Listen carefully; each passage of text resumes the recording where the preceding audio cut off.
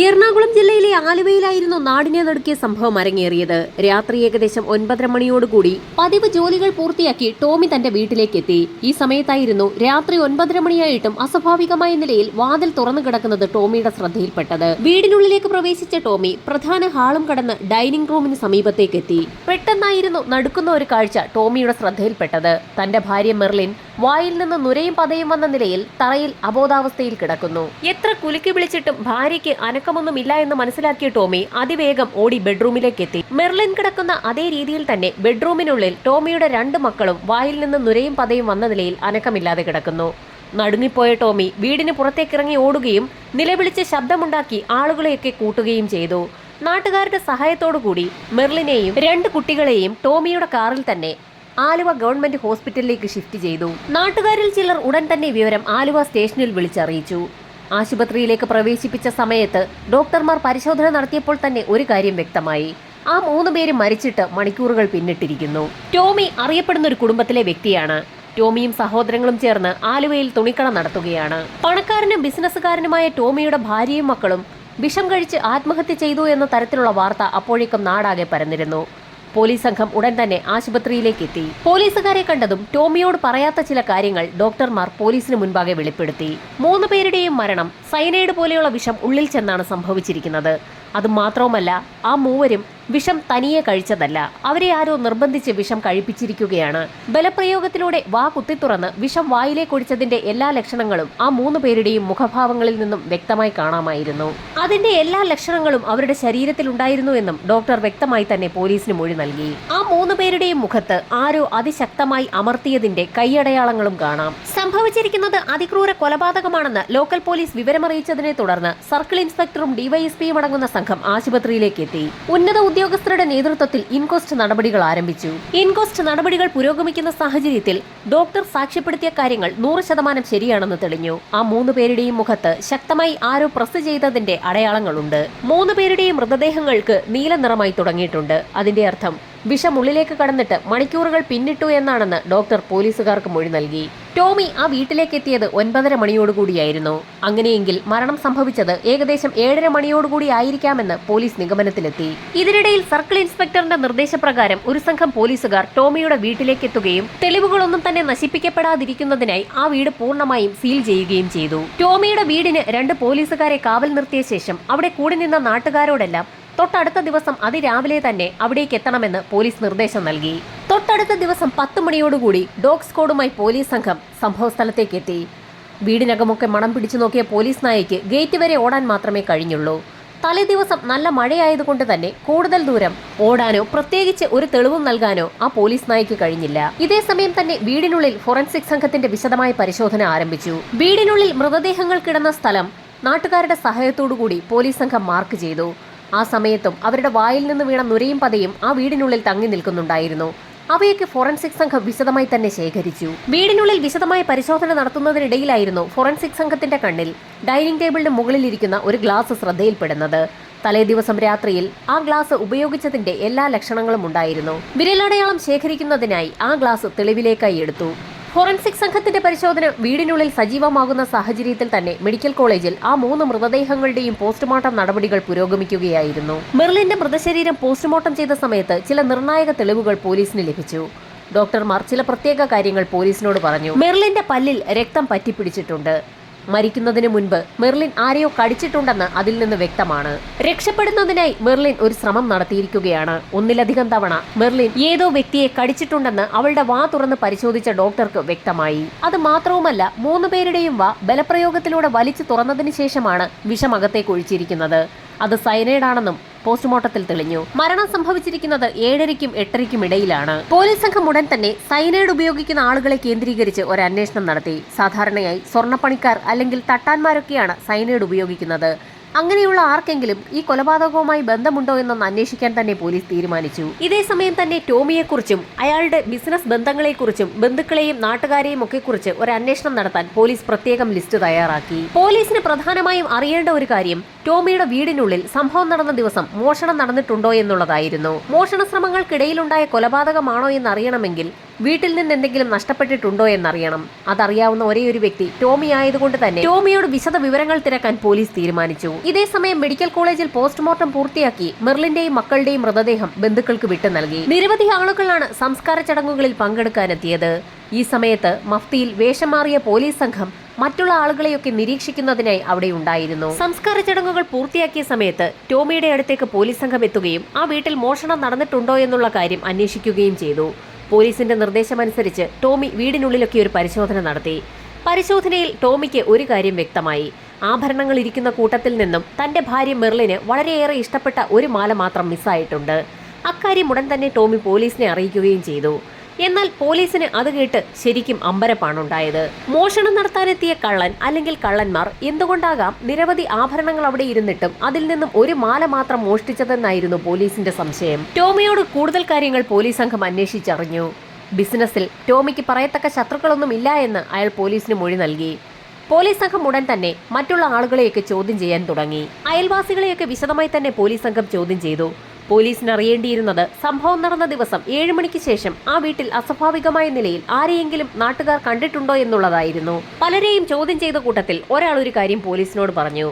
സംഭവം നടന്ന ദിവസം വൈകുന്നേരം ഏകദേശം 6:30 മണിയോടുകൂടി ടോമിയുടെ സഹോദരൻ ഫ്രാൻസിസിന്റെ ഭാര്യ അമ്മിണി ആ വീടിന്റെ ഭാഗത്തുള്ള റോഡിൽ കൂടി നടന്നു പോകുന്നത് ഒരു അയൽവാസി കണ്ടിരുന്നു. ആ സമയത്ത് എവിടെ പോവുകയാണെന്ന് ചോദിച്ച സമയത്ത് ആശുപത്രി വരെ പോവുകയാണെന്ന് അമ്മിണി മറുപടി പറയുകയും ചെയ്തു. ഈ സമയത്ത് ടോമിയുടെ വീടിന്റെ എതിർവശത്ത് താമസിക്കുന്ന ഒരു അയൽവാസി പോലീസിന് മറ്റൊരു മൊഴിയും നൽകി. ഏകദേശം 8 മണിയോടുകൂടി അതിശക്തമായ മഴ പെയ്യുന്ന സമയത്ത് ടോമിയുടെ വീടിന്റെ ഭാഗത്തുള്ള റോഡിൽ കൂടി മഴ നനഞ്ഞുകൊണ്ട് ഒരു പുരുഷൻ നടന്നു പോകുന്നത് കണ്ടു. ശക്തമായ മഴയായതുകൊണ്ട് അതാരായിരുന്നു എന്നുള്ള കാര്യം അയൽവാസിക്ക് വ്യക്തമായി മനസ്സിലാക്കാൻ കഴിഞ്ഞില്ല. 4 വർഷങ്ങൾക്ക് മുൻപ് മരിച്ചുപോയ ടോമിയുടെ സഹോദരൻ ഫ്രാൻസിസിന്റെ ഭാര്യയാണ് അമ്മിണി. അതുകൊണ്ട് തന്നെ അയൽവാസിയായ അമ്മിണിയെ പോലീസ് സംഘം ഒന്ന് ചോദ്യം ചെയ്തു. സംഭവം നടന്ന ദിവസം മെർലിനെയും 2 കുട്ടികളെയും അമ്മിണി കണ്ടിട്ടുണ്ടായിരുന്നില്ല. എന്നാൽ വൈകുന്നേരം ഏകദേശം 6:30 മണിയോടുകൂടി ടോമിയുടെ വീടിന് സമീപത്തുള്ള റോഡിലൂടെ നടന്ന് അമ്മിണി തരകൻസ് ഹോസ്പിറ്റൽ വരെ പോയിട്ടുണ്ട്. പോകുന്ന വഴി അവരക്കാര്യം തൊട്ടടുത്തുള്ള അയൽവാസിയെ അറിയിക്കുകയും ചെയ്തിട്ടുണ്ട്. അതുകൊണ്ട് തന്നെ അമ്മിണിയെ സംശയിക്കേണ്ട ആവശ്യമില്ല എന്ന് പോലീസ് സംഘത്തിന് മനസ്സിലാവുകയും ചോദ്യം ചെയ്തവരുടെ പട്ടികയിൽ നിന്ന് അമ്മിണിയെ ഒഴിവാക്കുകയും ചെയ്തു. ടോമിയുടെ ബന്ധുക്കളെയെല്ലാം വിശദമായി തന്നെ പോലീസ് സംഘം ഒന്ന് ചോദ്യം ചെയ്തു. അങ്ങനെ ചോദ്യം ചെയ്തു വന്ന കൂട്ടത്തിൽ ടോമിയുടെ സഹോദരി ജോസഫൈനെയും പോലീസ് ചോദ്യം ചെയ്തു. സംഭവം നടക്കുന്ന ദിവസങ്ങളിൽ ടോമിയുടെ ഭാര്യ മെർലിൻ എന്തോ ഒരു ടെൻഷനിലായിരുന്നു എന്ന് ജോസഫൈൻ പോലീസിന് മൊഴി നൽകി. ആ ടെൻഷൻ എന്തായിരുന്നു എന്ന് പോലീസ് വിശദമായി തന്നെ ജോസഫൈനോട് ചോദിച്ചു.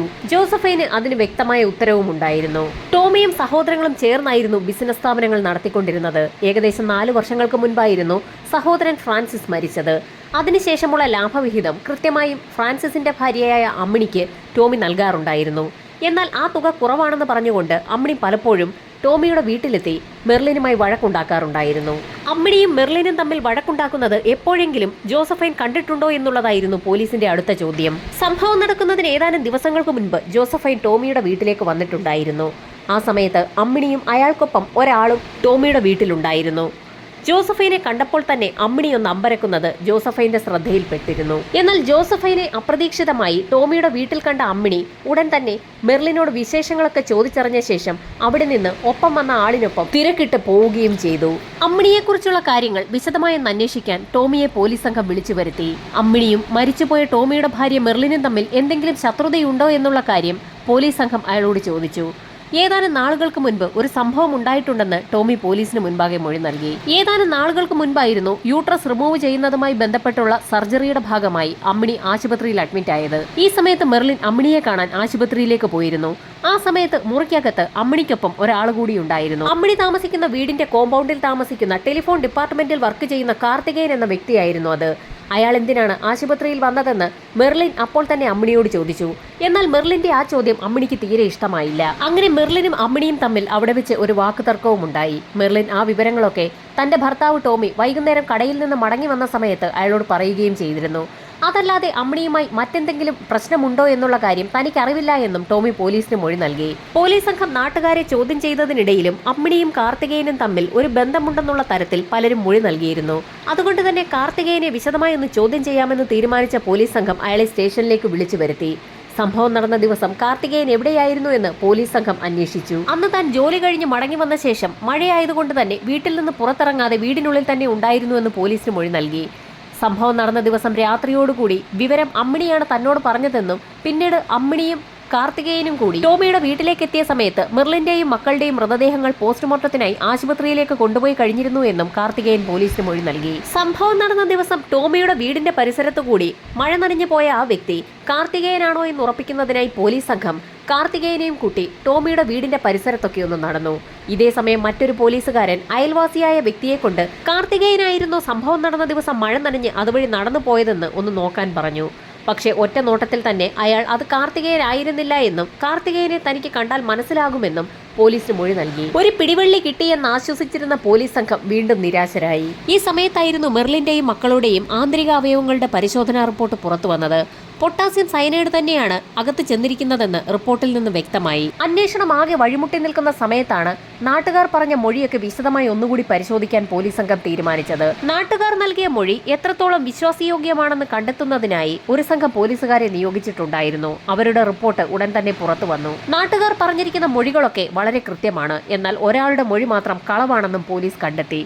അത് അമ്മിണിയുടെ മൊഴിയാണ്. സംഭവം നടന്ന ദിവസം വൈകുന്നേരം 6:30 മണിയോടുകൂടി സമീപത്തുണ്ടായിരുന്ന തരകൻസ് ഹോസ്പിറ്റലിലേക്ക് അമ്മിണി പോയിരുന്നു എന്ന് അവർ പോലീസിന് മൊഴി നൽകിയിട്ടുണ്ടായിരുന്നു. എന്നാൽ തരകൻസ് ഹോസ്പിറ്റലിൽ നടത്തിയ അന്വേഷണത്തിൽ അന്ന് വൈകുന്നേരം 6:30 മണിക്ക് ശേഷം അമ്മിണി ഹോസ്പിറ്റലിൽ എത്തിയിട്ടില്ല എന്ന് പോലീസ് കണ്ടെത്തി. അമ്മിണിയെ വിശദമായി ചോദ്യം ചെയ്യാൻ തീരുമാനിച്ച പോലീസ് സംഘം അവരുടെ വീട്ടിലേക്ക് എത്തി. നാട്ടുകാർ പറഞ്ഞതുപോലെ തന്നെ അമ്മിണിയുടെ വീടിന്റെ കോമ്പൗണ്ടിൽ തന്നെ ഒരൊറ്റ മുറിയിലാണ് കാർത്തികേയനും താമസിക്കുന്നത്. പോലീസ് സംഘത്തെ കണ്ടപ്പോൾ തന്നെ അമ്മിണി വീടിനുള്ളിൽ നിന്നും പുറത്തേക്ക് വന്നു. സംഭവം നടന്ന ദിവസം വൈകുന്നേരം എവിടെ പോയിരിക്കുകയായിരുന്നു എന്ന് പോലീസ് ഒന്നുകൂടി അമ്മിണിയോട് ചോദിച്ചു. തരകൻസ് ഹോസ്പിറ്റലിലേക്കാണ് താൻ പോയതെന്ന് നേരത്തെ പോലീസിന് നൽകിയ അതേ മൊഴി തന്നെ അമ്മിണി ആവർത്തിച്ചു. എന്നാൽ പോലീസ് സംഘം തങ്ങൾ നടത്തിയ അന്വേഷണത്തിൽ അമ്മിണി ആ ഹോസ്പിറ്റലിൽ എത്തിയിട്ടില്ല എന്ന് വ്യക്തമായിട്ടുണ്ടെന്ന് പറഞ്ഞപ്പോൾ അമ്മിണിയൊന്ന് വിളറി. താൻ ഹോസ്പിറ്റലിലേക്ക് പോകാൻ തീരുമാനിച്ചാണ് വീട്ടിൽ നിന്നിറങ്ങിയതെന്നും എന്നാൽ മഴ ശക്തമായതിനെ തുടർന്ന് താൻ തിരികെ പോന്നു എന്നും അമ്മിണി പോലീസിനോട് വീണ്ടും മൊഴി മാറ്റി പറഞ്ഞു. പൊടുന്നനെയായിരുന്നു ഒരു നിർണായക ചോദ്യം CI അമ്മിണിയോട് ചോദിച്ചത്. മെർലിനെ കൊലപ്പെടുത്തിയ ശേഷം അവളുടെ മാല എന്തിനായിരുന്നു അമ്മിണി എടുത്തതെന്ന് പോലീസിന്റെ ചോദ്യം കേട്ടപ്പോൾ തന്നെ അമ്മിണി ആകെ വിളറി വെളുത്തു. എന്നാൽ തനിക്കൊന്നും അറിയില്ല എന്ന മൊഴിയിൽ തന്നെ അമ്മിണി ഉറച്ചു നിന്നു. പക്ഷേ അമ്മിണിയെ പ്രതി ചേർക്കാൻ പോലീസിന് കഴിയുമായിരുന്നില്ല. കാരണം മരണം സംഭവിച്ച സമയത്ത് തന്നെ ആക്രമിച്ച വ്യക്തിയുടെ കൈ മെർലിൻ കടിച്ചു മുറിച്ചതായി പോസ്റ്റ്മോർട്ടം റിപ്പോർട്ടിൽ തെളിഞ്ഞിട്ടുണ്ട്. എന്നാൽ അമ്മിണിയുടെ കൈകളിൽ അത്തരത്തിലുള്ള യാതൊരു പാടുകളും കണ്ടെത്താൻ പോലീസിന് കഴിഞ്ഞില്ല. അമ്മിണിയുടെ വീടിനുള്ളിൽ വിശദമായ ഒരു പരിശോധന തന്നെ നടത്തി. ആ മാല ഒരുപക്ഷെ അമ്മിണിയുടെ വീട്ടിൽ നിന്ന് ലഭിക്കുകയാണെങ്കിൽ അമ്മിണിയെ പ്രതി ചേർക്കാമെന്നായിരുന്നു പോലീസ് കരുതിയത്. അമ്മിണിയുടെ വീട്ടിലും അതേസമയം കാർത്തികേയന്റെ വീട്ടിലും പോലീസ് സംഘം വിശദമായ തിരച്ചിൽ നടത്തിയെങ്കിലും പ്രത്യേകിച്ചൊന്നും കണ്ടെത്താൻ കഴിഞ്ഞില്ല. കാർത്തികേയന്റെ കൈയിലും പ്രത്യേകിച്ച് കടിയേറ്റ പാടുകളൊന്നും തന്നെ ഉണ്ടായിരുന്നില്ല. എന്നാൽ കാർത്തികേയന്റെ വീട് അരിച്ചു പറക്കുന്നതിനിടയിൽ നിർണായകമായ ഒരു കത്ത് പോലീസ് സംഘത്തിന് ലഭിച്ചു. ഞെട്ടിക്കുന്ന വിവരങ്ങളായിരുന്നു കത്തിനുള്ളിൽ ഉണ്ടായിരുന്നത്. ടോമി തന്നെ ചതിച്ച ശേഷം മറ്റൊരാളുമായി കരാറിൽ ഏർപ്പെട്ടു എന്നായിരുന്നു കത്തെഴുതിയ വ്യക്തി പറഞ്ഞിട്ടുണ്ടായിരുന്നത്. അതുകൊണ്ട് തന്നെ ടോമിയെയും കുടുംബത്തെയും ഇല്ലാതാക്കുന്നതിനായി വല്ല കൂടോത്രവും ചെയ്യണമെന്നായിരുന്നു കത്തെഴുതിയ വ്യക്തി കത്തിൽ സൂചിപ്പിച്ചിട്ടുള്ളത്. എന്നാൽ കത്തെഴുതിയ വ്യക്തിയുടെ പേര് അതിനുള്ളിൽ ഉണ്ടായിരുന്നില്ല. കത്തെഴുതിയത് ആരാണെന്ന് എത്ര ചോദിച്ചിട്ടും കാർത്തികേയൻ പോലീസിനോട് പറഞ്ഞതുമില്ല. ഈ സമയത്ത് അമ്മിണിയുടെ വീട് ഒന്നുകൂടി അരിച്ചു പറക്കാൻ പോലീസ് സംഘം തീരുമാനിച്ചു. അമ്മിണിയുടെ വീട്ടിൽ നിന്നും അവർ സ്ഥിരമായി എഴുതാറുണ്ടായിരുന്ന ഒരു ഡയറി കുറിപ്പ് പോലീസ് കണ്ടെടുത്തു. ഡയറിയിലെ കൈയക്ഷരവും കാർത്തികേയന്റെ വീട്ടിൽ നിന്ന് ലഭിച്ച കത്തിലെ കൈയക്ഷരവും ഏകദേശം ഒരുപോലെയാണെന്ന് മനസ്സിലാക്കിയ പോലീസ് സംഘം അത് വിദഗ്ധ പരിശോധനയ്ക്ക് അയക്കാൻ തീരുമാനിച്ചു. ഇതോടൊപ്പം തന്നെ അമ്മിണിയെയും കാർത്തികേയനെയും വിശദമായി ചോദ്യം ചെയ്യുന്നതിനായി ആലുവ പോലീസ് ക്ലബിലേക്ക് വിളിച്ചു വരുത്തി. ചോദ്യം ചെയ്യലിൽ അമ്മിണി ചില കാര്യങ്ങളൊക്കെ തുറന്നു പറഞ്ഞു. ഏതാനും നാളുകൾക്ക് മുൻപ് സ്കൂൾ തുറക്കുന്ന ഒരു സമയത്ത് തന്റെ മകന് ഒരു കോട്ട് തയ്പ്പിക്കുന്നതിന് തുണിയെടുക്കുന്നതിനായി ടോമിയുടെ തുണിക്കടയിലേക്ക് അമ്മിണി പോയിരുന്നു. സിൽക്ക് കൊണ്ടുള്ള ഒരു കോട്ട് തയ്പ്പിക്കുന്നതിനായിരുന്നു അമ്മിണി തുണിയെടുക്കാൻ പോയത്. എന്നാൽ അതിനൊക്കെ വലിയ വിലയാകുമെന്നും കുറഞ്ഞ ഏതെങ്കിലും തുണി എടുത്തുകൊണ്ട് പൊക്കോളാനെന്നും ടോമി അമ്മിണിയോട് പറഞ്ഞു. തനിക്ക് സിൽക്കിന്റെ തുണി തന്നെ വേണമെന്ന് അമ്മിണി വാശി പിടിച്ചപ്പോൾ കടയിൽ കൂടി നിന്ന ആളുകളൊക്കെ കേൾക്കെ പരസ്യമായി ടോമി അമ്മിണിയെ അപമാനിക്കുകയും ചെയ്തു. ആ കടയിലുണ്ടായിരുന്ന സിൽക്കിന്റെ തുണി മുഴുവനും എടുത്ത് അമ്മിണിക്ക് കൊടുക്കെന്നും അങ്ങനെയെങ്കിലും അവളുടെ ആർത്തി തീരട്ടെ എന്നുമായിരുന്നു അയാൾ പറഞ്ഞത്. ആളുകൾക്ക് മുൻപിൽ വെച്ച് അപമാനിതയായ അമ്മിണി കരഞ്ഞുകൊണ്ടായിരുന്നു അന്ന് കടയിൽ നിന്ന് ഇറങ്ങിപ്പോയത്. അങ്ങനെ ടോമിക്ക് മറക്കാൻ കഴിയാത്ത എന്തെങ്കിലും ഒരു തിരിച്ചടി നൽകണമെന്ന് തീരുമാനിച്ച അമ്മിണി അവളുടെ വീട്ടിലിരുന്ന് കാർത്തികേയന് ഒരു കത്തെഴുതുകയായിരുന്നു. ഒരു ഹിന്ദു കൂടിയായ കാർത്തികേയന് മന്ത്രവാദികളുമൊക്കെയായി ബന്ധമുണ്ടാകുമെന്ന് കരുതി ഏതെങ്കിലും മന്ത്രവാദികളെ കൊണ്ട് കൂടോത്രം ചെയ്യിപ്പിച്ച് ടോമിയുടെ വീട് തകർക്കുക എന്നുള്ളതായിരുന്നു അമ്മിണിയുടെ ലക്ഷ്യം. അത്തരത്തിൽ അമ്മിണി എഴുതിയ ഒരു കത്തായിരുന്നു കാർത്തികേയന്റെ വീട്ടിൽ നിന്നും പോലീസ് സംഘത്തിന് ലഭിച്ചത്. അങ്ങനെ അന്ന് അമ്മിണി അവളുടെ വീട്ടിൽ നിന്നിറങ്ങി കാർത്തികേയനൊപ്പം ചില മന്ത്രവാദികളെയൊക്കെ കാണുകയും കാര്യം അവരോട് പറയുകയും ചെയ്തു. മന്ത്രവാദികളുടെ നിർദ്ദേശപ്രകാരം പൂജിച്ചു നൽകിയ ചില വസ്തുക്കളൊക്കെ ടോമിയുടെ വീടിന് പരിസരത്തൊക്കെ അമ്മിണിയും കാർത്തികേയനും ചേർന്ന് കുഴിച്ചിടുകയും ചെയ്തു. അമ്മിണിയുടെ മൊഴി അനുസരിച്ച് മന്ത്രവാദികളെയൊക്കെ പോലീസ് സംഘം ഉടൻ തന്നെ പിടികൂടി. അമ്മിണി പറഞ്ഞ അതേ കാര്യങ്ങൾ തന്നെയായിരുന്നു മന്ത്രവാദികളും ആവർത്തിച്ചത്. മന്ത്രവാദത്തിലൂടെ ടോമിയെയും കുടുംബത്തെയും ഇല്ലാതാക്കാൻ അമ്മിണി ഒരു ശ്രമം നടത്തിയിരിക്കുകയാണ്. ഒരുപക്ഷെ അത് ഏൽക്കാതെ വന്നതോടുകൂടി ടോമിയുടെ ഭാര്യയെയും മക്കളെയും അമ്മിണി തന്നെ വകവരുത്തിയതാണോ എന്ന് പോലീസിന് സംശയമുണ്ടായി. എന്നാൽ അത് തെളിയിക്കത്തക്ക യാതൊരു വിധത്തിലുള്ള തെളിവുകളും അമ്മിണിയുടെയോ കാർത്തികേയന്റെയോ വീട്ടിൽ നിന്ന് പോലീസിന് കണ്ടെടുക്കാനും കഴിഞ്ഞില്ല.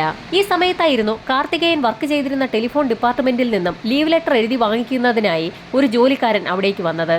കാർത്തികേയൻ ഒപ്പിട്ട് കൊടുക്കുന്നത് കണ്ടപ്പോൾ പോലീസ് സംഘത്തിന് ചെറിയൊരു കൗതുകം തോന്നി. പോലീസ് സംഘം കാർത്തികേയനുമായി ആലുവ ടെലിഫോൺ ഡിപ്പാർട്ട്മെന്റിന്റെ ഓഫീസിലേക്ക് ഒരു അന്വേഷണത്തിനായി പുറപ്പെട്ടു. കാർത്തികേയൻ ഇരിക്കുന്ന സീറ്റിലും അയാൾ സാധനങ്ങൾ കൊണ്ടുവെക്കുന്ന സ്ഥലത്തുമൊക്കെ വിശദമായ ഒരു അന്വേഷണം നടത്തുന്നതിനിടയിൽ അവിടെ ഒരു ഡെപ്പി സംശയാസ്പദമായ നിലയിൽ കാർത്തികേയൻ ഒളിപ്പിച്ചു വെച്ചിരിക്കുന്നത് പോലീസിന്റെ ശ്രദ്ധയിൽപ്പെട്ടു. ആ ഡെപ്പിക്കുള്ളിൽ നിന്നും മെർലിന്റെ കാണാതെ പോയ സ്വർണ്ണമാലയും പോലീസ് സംഘം കണ്ടെത്തി. പോലീസ് സംഘം വീണ്ടും കാർത്തികേയനെ ചോദ്യം ചെയ്തു. ആ മാല അമ്മിണിയാണ് തനിക്ക് നൽകിയതെന്ന് കാർത്തികേയൻ പോലീസിന് മൊഴിയും നൽകി. അങ്ങനെ പോലീസ് സംഘം അമ്മിണിയെ വീണ്ടും സ്റ്റേഷനിലേക്ക് വിളിച്ചു വരുത്തി വിശദമായി ഒന്നുകൂടി ചോദ്യം ചെയ്തു. മെർലിൻ മരണപ്പെടുന്നതിന് മുൻപ് തനിക്ക് പണത്തിന് ആവശ്യം വന്നൊരു സമയത്ത് മെർലിൻ അത് കടമായി അമ്മിണിക്ക് നൽകിയതാണെന്നായിരുന്നു അവളുടെ മൊഴി. എന്നാൽ പെട്ടെന്ന് മെർലിൻ മരണപ്പെട്ടപ്പോൾ ആ മാല തന്റെ കൈവശമിരുന്നാൽ പോലീസുകാരും നാട്ടുകാരും തന്നെ സംശയിക്കുമല്ലോ എന്ന് തോന്നിയ സമയത്തായിരുന്നു കാർത്തികേയന്റെ കയ്യിലേക്ക് ആ മാല വിൽക്കുന്നതിനായി അമ്മിണി നൽകിയത്.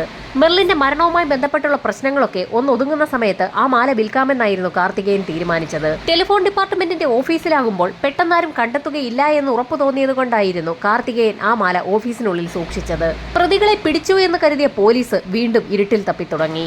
അമ്മിണിയുടെ മൊഴികളൊക്കെ വിശദമായി തന്നെ പോലീസ് ഒന്നുകൂടി പരിശോധിച്ചു. അമ്മിണി ആദ്യം നൽകിയ മൊഴി അനുസരിച്ച് സംഭവം നടന്ന ദിവസം വൈകുന്നേരം 6:30 മണിയോടുകൂടി അവർ തരകൻസ് ഹോസ്പിറ്റലിലേക്ക് പോയിട്ടുണ്ട്. മഴയായതുകൊണ്ട് തന്നെ ഹോസ്പിറ്റൽ പരിസരത്തെത്തുന്നതിന് മുൻപ് തന്നെ അവർ തിരികെ വീട്ടിലേക്ക് മടങ്ങിയെത്തിയെന്നുമായിരുന്നു അവർ പിന്നീട് പോലീസിന് മൊഴി നൽകിയത്. എന്നാൽ അവരുടെ വീടും ഹോസ്പിറ്റലും തമ്മിൽ വലിയ ദൂരമൊന്നുമില്ല. അതുകൊണ്ട് തന്നെ അമ്മിണി എത്ര മണിക്കാണ് തിരികെ വീട്ടിലേക്ക് എത്തിയതെന്ന് ഒരു അന്വേഷണം നടത്താൻ പോലീസ് തീരുമാനിച്ചു. നാട്ടുകാരെയൊക്കെ ഒന്നുകൂടി വിശദമായി ചോദ്യം ചെയ്ത സമയത്ത് ഒരു അയൽവാസി പോലീസിന് നിർണായകമായ ഒരു മൊഴി നൽകി. സംഭവം നടന്ന ദിവസം വൈകുന്നേരം ഏകദേശം 8:30 മണിയോടുകൂടി അമ്മിണി അവരുടെ വീട്ടിലേക്ക് കയറിപ്പോകുന്നത് കണ്ടു എന്നായിരുന്നു അമ്മിണിയുടെ വീടിന് എതിർവശത്ത് താമസിക്കുന്ന വ്യക്തി പോലീസിന് മൊഴി നൽകിയത്. വൈകുന്നേരം 6:30 മണിക്ക് ശേഷം തരകൻസ് ഹോസ്പിറ്റലിന്റെ ഭാഗത്തേക്ക് പോയ അമ്മിണി 8:30 മണിയോടുകൂടിയാണ് തിരികെ എത്തിയിരിക്കുന്നത്. 1.5 മണിക്കൂറോളം സമയം അമ്മിണി എവിടെയായിരുന്നു എന്നൊന്ന് അന്വേഷിക്കാൻ പോലീസ് തീരുമാനിച്ചു. അതിനായി വീണ്ടും അമ്മിണിയെ പോലീസ് ചോദ്യം ചെയ്തു തുടങ്ങി. 1.5 മണിക്കൂർ സമയം എവിടെയായിരുന്നു എന്ന് പോലീസിനോട് വിശദമായി പറഞ്ഞു ഫലിപ്പിക്കാൻ അമ്മിണിക്ക് കഴിയാതെ വന്നു. ഒടുവിൽ പോലീസിന്റെ കർക്കശമായ ചോദ്യം ചെയ്യലുകൾക്കൊടുവിൽ അമ്മിണി പല സത്യങ്ങളും പറഞ്ഞു തുടങ്ങി. കൂടോത്രം ചെയ്ത് ടോമിയുടെ കുടുംബത്തെ തകർക്കാൻ കഴിയില്ല എന്ന് മനസ്സിലാക്കിയ സമയത്തായിരുന്നു ജോണി എന്നൊരു വ്യക്തിയുമായി അമ്മിണിക്ക് പരിചയമുണ്ടാകുന്നത്. ടോമിയുടെ കുടുംബത്തെ എങ്ങനെയെങ്കിലും നശിപ്പിക്കണമെന്നുള്ള അമ്മിണിയുടെ ആഗ്രഹത്തിന് ജോണിയും കൂട്ടുനിന്നു. അതിന് ഏറ്റവും നല്ലത് ടോമിയുടെ ഭാര്യയെയും മക്കളെയും വിഷം നൽകി കൊല്ലുക എന്നുള്ളതാണെന്ന് ജോണി അമ്മിണിയോട് പറഞ്ഞു. അതിന്റെ അടിസ്ഥാനത്തിൽ വീര്യമേറിയ ചില കീടനാശിനികളൊക്കെ കരുതി ജോണിക്കൊപ്പം അമ്മിണിയും ഒരു ദിവസം വൈകുന്നേരം ടോമിയുടെ വീട്ടിലേക്ക് എത്തി. മെർലിനെ അടുക്കളയിലേക്ക് കൂട്ടിക്കൊണ്ടുപോയി അവിടെ വെച്ച് അവസാനിപ്പിക്കാനായിരുന്നു ഇരുവരുടെയും പ്ലാൻ. ഈ സമയത്തായിരുന്നു അവരുടെ പ്ലാനുകൾ തകർത്തുകൊണ്ട് ടോമിയുടെ കടയിലെ ഒരു ജീവനക്കാരൻ അന്നത്തെ കളക്ഷനും കട പൂട്ടിയ താക്കോലും കൊണ്ട് ആ വീട്ടിലേക്ക് വന്നത്. ജീവനക്കാരൻ അമ്മിണിയെയും ജോണിയെയും കാണുകയും ചെയ്തു. അതുകൊണ്ട് തന്നെ അന്ന് ആ പ്ലാൻ നടപ്പിലാവുകയില്ല എന്ന് മനസ്സിലാക്കിയ ഇരുവരും ടോമിയുടെ വീട്ടിൽ നിന്ന് പോവുകയും ചെയ്തു. ടോമിയെയും കുടുംബത്തെയും ഇല്ലാതാക്കിയാൽ വലിയൊരു തുക പ്രതിഫലമായി നൽകാമെന്ന് അമ്മിണി ജോണിക്ക് വാക്ക് നൽകിയിരുന്നു. അതുകൊണ്ട് തന്നെ ആ പ്ലാൻ എങ്ങനെയെങ്കിലും നടപ്പിലാക്കണമെന്ന് തീരുമാനിച്ച ജോണി തോമസ് എന്നൊരു വ്യക്തിയെ കൂടി കൂടെ കൂട്ടാൻ തീരുമാനിച്ചു. തോമസിന്റെ ഐഡിയ പ്രകാരം എക്കാലക്സും മറ്റൊരു കീടനാശിനിയും കൂടി ചേർത്ത് ആളുകൾക്ക് നൽകിക്കഴിഞ്ഞാൽ അവരുടൻ മരണപ്പെടുമെന്ന് കേട്ടതോടുകൂടി ജോണി അത് സംഘടിപ്പിച്ചു. അങ്ങനെ അമ്മിണിക്കൊപ്പം ജോണിയും തോമസും കൂടി ചേർന്നു. പ്ലാൻ നടപ്പിലാക്കാൻ തീരുമാനിച്ച ആ മൂവർ സംഘം അതിനായി ഒരു ദിവസം തിരഞ്ഞെടുക്കുകയും ടോമിയുടെ വീട്ടിലേക്ക് എത്തുകയും ചെയ്തു. അതൊരു വൈകുന്നേരമായിരുന്നു. ആദ്യം ആ വീടിനുള്ളിലേക്ക് നടന്നു പോയത് അമ്മിണിയായിരുന്നു. അതിനുശേഷം അമ്മിണിയെ കാണാനെന്ന വ്യാജേന ജോണിയും അകത്തേക്ക് കയറി. ഈ സമയത്തായിരുന്നു അവരുടെ പ്ലാനുകൾ തെറ്റിച്ചുകൊണ്ട് വീടിനുള്ളിൽ ജോസഫൈൻ ഉണ്ടെന്നുള്ള കാര്യം അമ്മിണിക്ക് മനസ്സിലായത്. അമ്മിണിയുടെ മരിച്ചുപോയ ഭർത്താവിന്റെ സഹോദരി കൂടിയാണ് ജോസഫൈൻ. അതുകൊണ്ട് തന്നെ ഒന്നും സംഭവിക്കാത്തതുപോലെ അമ്മിണി അവരോട് ഇരുവരോട് സംസാരിച്ച ശേഷം അവിടെ നിന്നും ധൃതിയിൽ പുറത്തു പോവുകയും ചെയ്തു. ഗേറ്റിന് പുറത്ത് പതുങ്ങി നിൽക്കുകയായിരുന്ന തോമസും അവർക്കൊപ്പം കൂടി. അങ്ങനെ 2 തവണയായിരുന്നു ടോമിയെയും കുടുംബത്തെയും ഇല്ലാതാക്കാനുള്ള അമ്മിണിയുടെ പ്ലാൻ പൊളിഞ്ഞത്. അങ്ങനെ അവരെല്ലാവരും കൂടി അമ്മിണിയുടെ വീട്ടിൽ ഒത്തുകൂടി. കാർത്തികേയനും അവർക്കൊപ്പം കൂടി. സൈനൈഡ് കൊടുത്ത് ആളുകളെ വേഗത്തിൽ കൊല്ലാൻ കഴിയുമെന്നുള്ള നിർദ്ദേശം കാർത്തികേയനായിരുന്നു മുൻപോട്ട് വെച്ചത്. തോമസ് ആ സമയത്ത് സൈനൈഡ് സംഘടിപ്പിക്കാമെന്നും ഏറ്റു. അയാൾക്ക് സ്വർണ്ണപ്പണിക്കാരുമായൊക്കെ നല്ല ബന്ധമായിരുന്നു. അതുകൊണ്ട് സൈനൈഡ് സംഘടിപ്പിക്കാനും ബുദ്ധിമുട്ടുണ്ടായിരുന്നില്ല. അങ്ങനെ സൈനൈഡ് സംഘടിപ്പിച്ച് ആ സംഘം മെർലിനെയും കുടുംബത്തെയും ഇല്ലാതാക്കാൻ തന്നെ തീരുമാനിച്ചു. അങ്ങനെ സംഭവം നടന്ന ദിവസം വൈകുന്നേരം 6:30 മണിയോടുകൂടി ശക്തമായ മഴ പെയ്യുന്നുണ്ടായിരുന്നു. ഈ സമയത്തായിരുന്നു അമ്മിണി മെർലിന്റെ വീട്ടിലേക്ക് എത്തിയത്. കോളിംഗ് ബെൽ അടിച്ച ശേഷം മെർലിൻ വാതിൽ തുറന്നപ്പോൾ തന്നെ അമ്മിണി അകത്തേക്ക് കയറി. ഏതാനും നിമിഷങ്ങൾക്കകം തന്നെ അമ്മിണിയെ കാണാനെന്ന വ്യാജേന ജോണിയും അവിടേക്ക് എത്തി. ജോണിയെ നേരത്തെ തന്നെ അമ്മിണിക്കൊപ്പം കണ്ടിട്ടുള്ളത് കൊണ്ട് മെർലിന് സംശയവും തോന്നിയില്ല. കുടിക്കാൻ അല്പം വെള്ളം വേണമെന്ന് ജോണി ആവശ്യപ്പെട്ടപ്പോൾ തന്നെ മെർലിൻ അടുക്കളയിലേക്ക് പോയി. ഈ സമയത്ത് ആരുമറിയാതെ തോമസും അവിടേക്ക് എത്തി. അടുക്കളയിൽ വെള്ളമെടുക്കുകയായിരുന്ന മെർലിന്റെ അടുത്തേക്ക് ജോണിയും തോമസും കൂടി ചെന്നു. മെർലിൻ തിരിഞ്ഞു നോക്കിയ സമയത്ത് പെട്ടെന്നായിരുന്നു 2 ചെറുപ്പക്കാർ തനിക്ക് മുൻപിൽ നിൽക്കുന്നത് മെർലിൻ കണ്ടത്. അമ്പരന്ന് പോയ മെർലിന്റെ കയ്യിൽ നിന്നും വെള്ളവും ഗ്ലാസും ജോണി പിടിച്ചു വാങ്ങി തൊട്ടടുത്തുണ്ടായിരുന്ന ടേബിളിലേക്ക് വെക്കുകയായിരുന്നു. മെർലിൻ നിലവിളിച്ച് കരയാതിരിക്കുന്നതിനായി അവളുടെ വാ പൊത്തിപ്പിടിക്കാൻ തോമസ് ശ്രമിച്ചെങ്കിലും അവൾ കുതറി മാറി. പെട്ടെന്നായിരുന്നു ജോണി മെർലിന്റെ വാ പൊത്തിപ്പിടിക്കാൻ ശ്രമിച്ചത്. ജോണിയുടെ കൈയിലേക്ക് മെർലിൻ ആഞ്ഞു കടിച്ചു. അപ്രതീക്ഷിതമായി കടിയേറ്റ ജോണി കൈ പെട്ടെന്ന് തിരിച്ചതും അയാളുടെ കൈയുടെ പിൻഭാഗത്തും കടി കിട്ടി. മെർലിൻ ഓടി രക്ഷപ്പെടാൻ ശ്രമം നടത്തിയെങ്കിലും അവരിരുവരും ചേർന്ന് മെർലിന്റെ വായിലേക്ക് ബലപ്രയോഗത്തിലൂടെ സൈനൈഡ് ഒഴിച്ചു കൊടുക്കുകയായിരുന്നു. അകത്തെ മുറിയിൽ പഠിച്ചുകൊണ്ടിരിക്കുകയായിരുന്ന കുട്ടികളുടെ അടുത്തേക്ക് അമ്മിണി ചെല്ലുകയും വാതിൽ ചാരുകയും ചെയ്തിരുന്നു. പുറത്ത് ശക്തമായ മഴയും പെയ്യുന്നതിനാൽ അടുക്കളയിൽ നടന്ന സംഭവ വികാസങ്ങളൊന്നും ആ കുട്ടികൾ അറിഞ്ഞതുമില്ല. മെർലിന്റെ മരണം ഉറപ്പാക്കിയ ശേഷം ജോണി കുട്ടികളുണ്ടായിരുന്ന ആ മുറിയിലേക്ക് കടന്നു വന്നു. ജോണിയും അമ്മിണിയും ചേർന്ന് 2 കുട്ടികളെയും ബലപ്രയോഗത്തിലൂടെ സൈനൈഡ് കഴിപ്പിക്കുകയായിരുന്നു. കുട്ടികളുടെ മരണവും ഉറപ്പാക്കിയ ശേഷം ടോമിയുടെ മുറിയിൽ കടന്നു ചെന്ന അമ്മിണി അലമാര തുറന്ന് അലമാരയ്ക്കുള്ളിൽ നിന്നും ഒരു മാല മാത്രം പുറത്തെടുത്തു. അവർക്ക് വ്യക്തമായ പ്ലാൻ ഉണ്ടായിരുന്നു. രാത്രി ഏകദേശം 9:30 മണിയോടുകൂടി ടോമി കടപൂട്ടി വീട്ടിലേക്കെത്തുമെന്ന് അമ്മിണിക്കറിയാമായിരുന്നു. ആ സമയത്ത് അയാളെയും അവസാനിപ്പിക്കാൻ തീരുമാനിച്ച അവർ ആ വീടിനുള്ളിൽ തന്നെ പതുങ്ങിയിരുന്നു. പക്ഷേ ഈ സമയത്ത് ജോണിയുടെ കയ്യിലെ മുറിവ് ഗുരുതരമാവുകയും കയ്യിൽ നിന്ന് രക്തം പുറത്തേക്ക് ഒഴുകുകയും ചെയ്തു. അയാൾക്ക് വേദന സഹിച്ച് അധിക സമയം വീടിനുള്ളിൽ കഴിയാൻ പറ്റില്ല എന്ന് മനസ്സിലാക്കിയതോടുകൂടി ആ സംഘം വീടിനുള്ളിൽ നിന്ന് പുറത്തിറങ്ങി. അമ്മിണി എല്ലാ കാര്യങ്ങളും പോലീസിനോട് തുറന്ന് സമ്മതിച്ചതോടുകൂടി അമ്മിണിയുടെയും കാർത്തികേയന്റെയും അറസ്റ്റ് പോലീസ് സംഘം രേഖപ്പെടുത്തി. ഈ സമയത്ത് പ്രതികളായിരുന്ന ജോണിയും തോമസും ഒളിവിലായിരുന്നു. ഏകദേശം ഒരാഴ്ചയോടുകൂടി തന്നെ പോലീസ് സംഘം അവരെയും കസ്റ്റഡിയിലെടുത്തു. അന്വേഷണം പൂർത്തിയാക്കി കുറ്റപത്രം കോടതിയിൽ സമർപ്പിച്ചു. അങ്ങനെ വിചാരണയും ആരംഭിച്ചു. ഞെട്ടിക്കുന്ന ഒരു വിധി പ്രഖ്യാപനമായിരുന്നു പെരുമ്പാവൂർ സെഷൻസ് കോടതി നടത്തിയത്. അമ്മിണിയെയും കൂട്ടരെയും വെറുതെ വിട്ടുകൊണ്ടുള്ള ഒരു വിധിയായിരുന്നു അത്. സാഹചര്യ തെളിവുകളും സാക്ഷിമൊഴികളുമൊക്കെ പോലീസ് സംഘം വിശദമായി തന്നെ ഹാജരാക്കിയെങ്കിലും അതൊന്നും അമ്മിണിയും കൂട്ടരും കൊലപാതകം നടത്തിയെന്ന് തെളിയിക്കാൻ ഉതകുന്നതൊന്നല്ല എന്നായിരുന്നു കോടതി കണ്ടെത്തിയത്. അങ്ങനെ സർക്കാർ അപ്പീലുമായി ഹൈക്കോടതിയെ സമീപിച്ചു. സെഷൻസ് ജഡ്ജിയുടെ മൊഴികളെയെല്ലാം തള്ളിക്കളഞ്ഞുകൊണ്ടുള്ള ഒരു തീരുമാനത്തിലേക്കായിരുന്നു ഹൈക്കോടതി പോയത്. പ്രതികൾക്ക് ജീവപര്യന്തം തടവ് ശിക്ഷ വിധിച്ചുകൊണ്ടുള്ള നിർണായക വിധി പ്രഖ്യാപനമായിരുന്നു ഹൈക്കോടതി നടത്തിയത്. അമ്മിണിക്ക് ഭർത്താവില്ല എന്നും കുട്ടികൾ മാത്രമാണുള്ളതെന്നും പരിഗണിച്ച് ഹൈക്കോടതി വധശിക്ഷ ജീവപര്യന്തമാക്കി കുറച്ചു.